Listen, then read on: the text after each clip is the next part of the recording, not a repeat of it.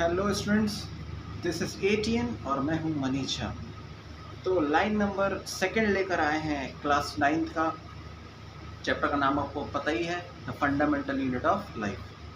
तो लाइन कहती है, मैं आपके लिए पढ़ देता हूं वो line. Cork is a substance which comes from the bark of a tree.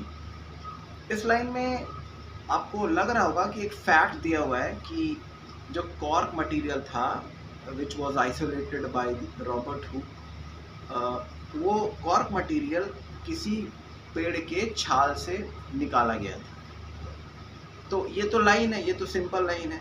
अब आप इसमें थॉट विंडो क्या सोच पाएंगे? देखिए, एक थॉट विंडो ये है कि जो कॉर्क मटेरियल है वो कॉर्क मटेरियल क्या है?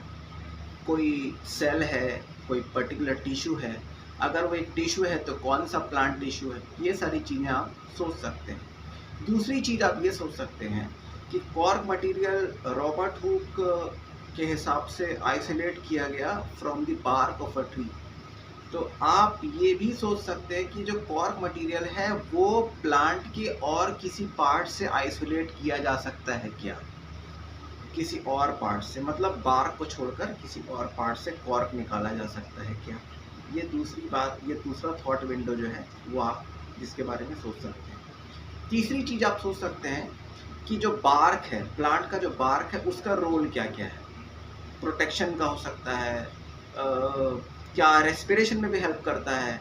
कि कुछ ऐसे मेडिसिन होते हैं जो ट्री के बार्क से निकाले जाते हैं, जैसे कि मलेरिया का जो मेडिसिन है वो सिंकोना नाम के एक ट्री से निकाला जाता है। इस तरीके से आप बहुत सारी चीज़ें बार्क के रिगार्डिंग सोच सकते हैं। तो ये था लाइन नंबर सेकंड। मैं आपसे मिलता हूँ एटीएन की अगली वीडियो में। तब तक के लिए कीप थिंकिंग। Bye bye.